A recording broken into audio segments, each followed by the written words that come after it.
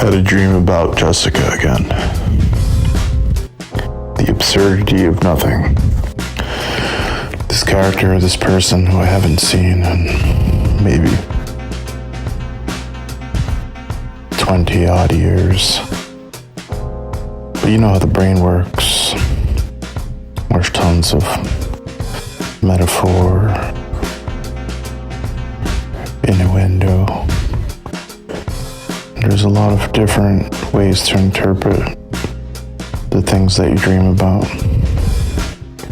And I don't really take the stance that it's meaningless, because I don't think anything is meaningless. I think everything has a purpose. I think there's some kind of fabric interwoven into everything, into the literal fabric of reality, if that's the case. It seems that these dreams seem to be occurring quite often, or I think that it's a sign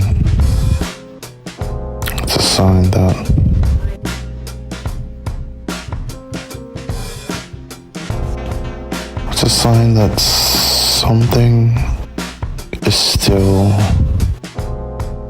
pending. There is pending karmic debt, perhaps. There's something about not knowing exactly what will come next, and from what place will it come from.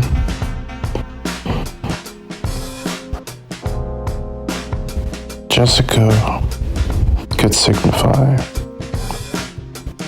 or represent a lot of different things, but I do remember that it's probably the first African American person that I didn't know at the time, but apparently I had some kind of feelings for her, even if I was fairly young. Some might say too young, now that I think of it. Being in a certain grade meant that I was probably still a single-digit human at the time. And I guess there's some kind of guilt within my subconscious that never allowed me to recognize that I could possibly harbor emotions for the opposite sex. It seems like there's some Catholic guilt going on inside of me. It's not like I did anything with her or to her, but I guess just the thoughts alone are enough to somehow represent something in my psyche till today. I remember she was a twin sister, and I remember that she was a lot more aggressive than her sister. She had a very feisty, fiery personality, I'd say, even as a youth. And I guess there's something about that tickled my fancy, if you will.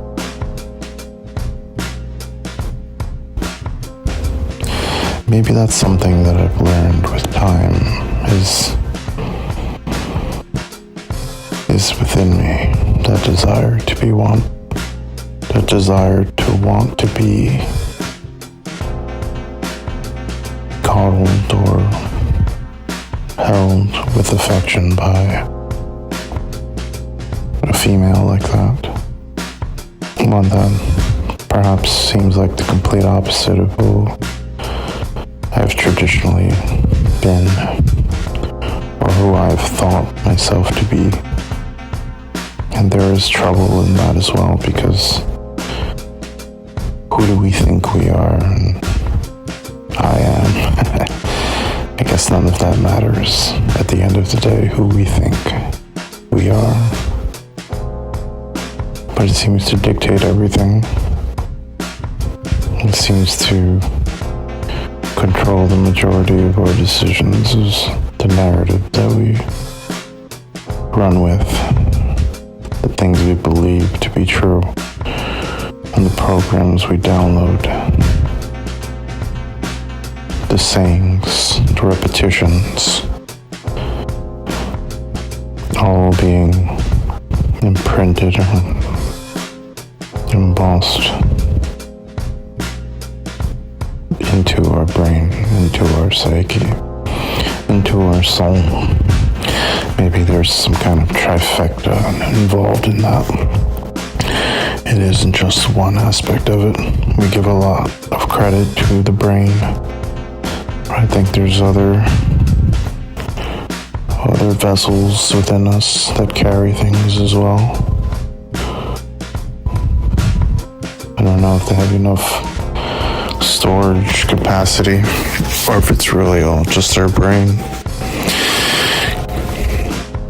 I don't know if that's been proven by science, but I feel like science has a way of consistently moving the goalposts that we just accept, because the scientific method has taught us that we can be proven wrong with enough evidence, and you could also be proven right. And that just seems to be the eternal seesaw of truth.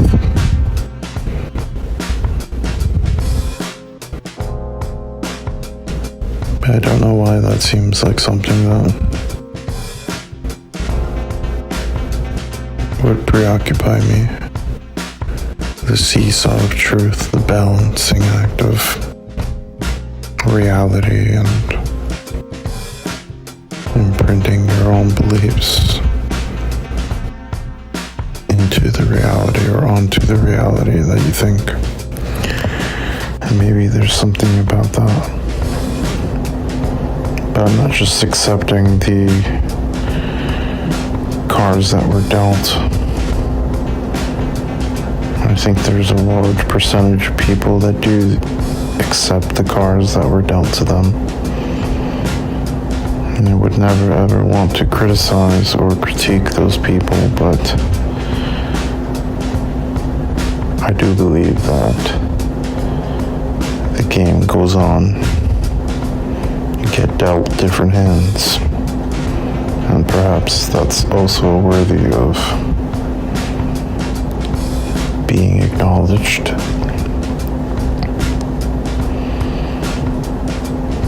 So we think about these situations. We look at the cycles of things and how people seem to repeat actions, even in different parts of the world or in other timelines, but they all repeat the same things, the cyclical nature. It does seem to be something inevitable. It's a big theme in my life currently. A big theme in life, maybe. Understanding the trends, the macro trends, and the probabilities and the likelihood of things occurring seem to be such a valuable skill.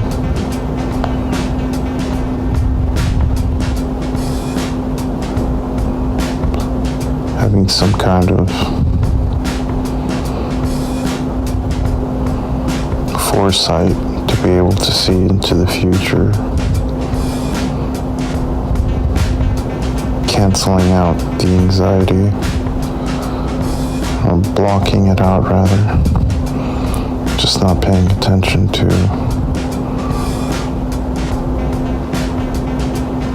that version of yourself that thinks they know what's going to happen, just knowing that you don't know and accepting that there's many different outcomes that are possible while still prepping yourself for the various different ones that you do think are most likely. And I think there's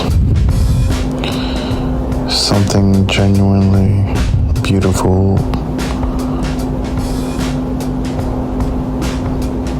in having the ability to predict some of that accurately.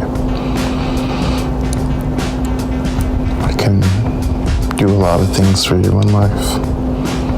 You can avoid a lot of headaches. You can get farther in life with that, if that's something that interests you. I think we all should be interested in furthering ourselves. We seem to get chained down by things historically accurate chaining down.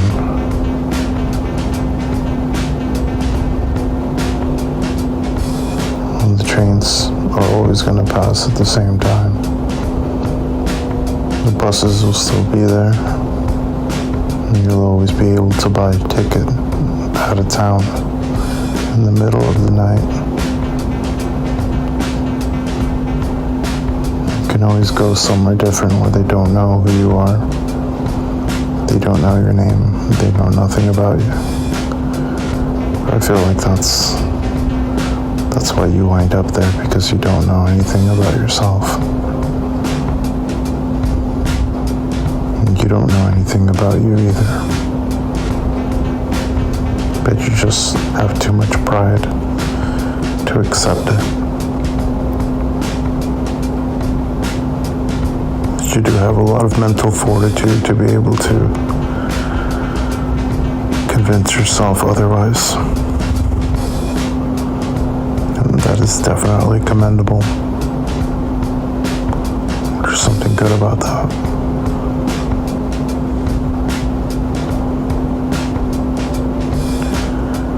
I remember working at this place overnight. 2 different places. One was in a very affluent neighborhood, possibly one of the most affluent neighborhoods in the entirety of the country, or at least on the East Coast. Very different feeling from working overnight in a different part. Same state, just very different. Homeless lady living out of the gym, making ends meet, living in the gym, taking advantage of the very little that she could take advantage of, using the facility, the people who didn't care. Nobody cared. We just played really loud music and pushed weight, lifted weight, and repeated the process consistently to make gains, look good, and to let everyone know that you have bigger muscles than the next guy. You got a nice physique, so that means something. You can be somebody. You can have the confidence. You can do all the things you want to do.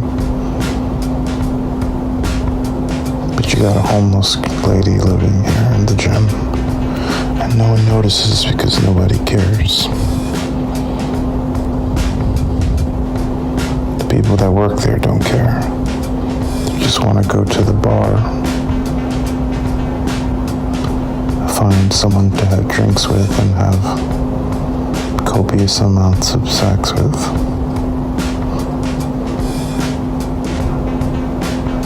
But you got the homeless lady at the gym, became my informant.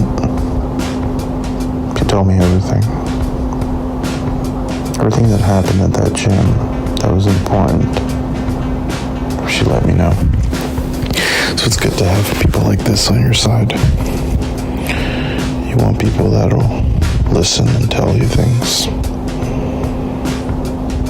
You just gotta be selective about what you're listening to and how much of it you can handle at a time. Because, within females themselves, they will get jealous. So imagine another female that works there, young, African-American, curvaceous, ridiculously big butt, jealous because I would speak to this older African-American lady, come to work early, listen, observe, do different things, learn different things about people, talk about the future, how things can be different, how things were different, and how things are going to be different. Because that's what we do. We talk about things that happened, things that you want to happen, and things that are going to happen. And sometimes the order of those things changes. But in general, that's what we would talk about. Our kid, it's a teenager, 2 kids, boy and girl. The boy was getting involved with bad people, low frequency, guns, violence, drugs. The girl was working out of a shop, right? Doing good. Saving money. She lived at the gym with her too.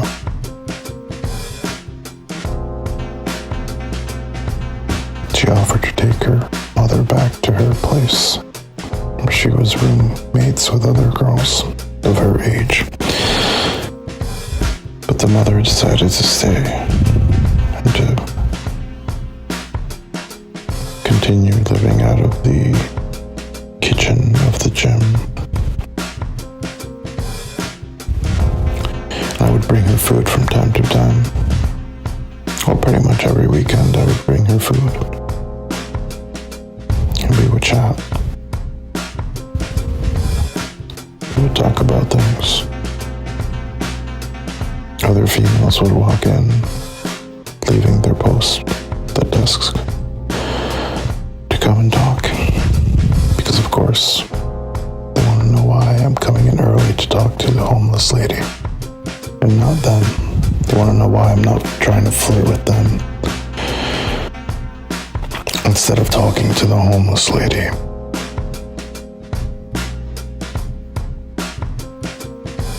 And that's when I realized that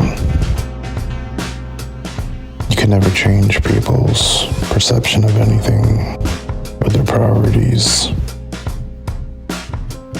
You just gotta accept what they do and how they think. And if it correlates with how you think, then so be it. But you'd be hard pressed to waste your time trying to figure something out that doesn't need to be figured out. Because there's too many stories in the world. There's too many situations to be a part of. There's too many conversations to be had about what happened, what you want to happen, and what you think is gonna happen. And so I think that maybe we need to talk about things more with people that want to talk about things.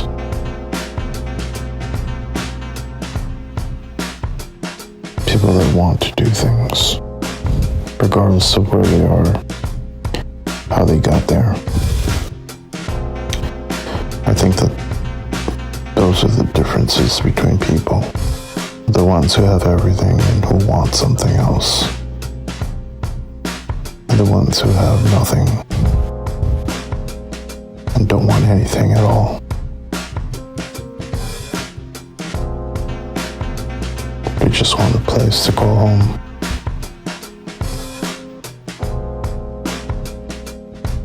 And home is where the heart is.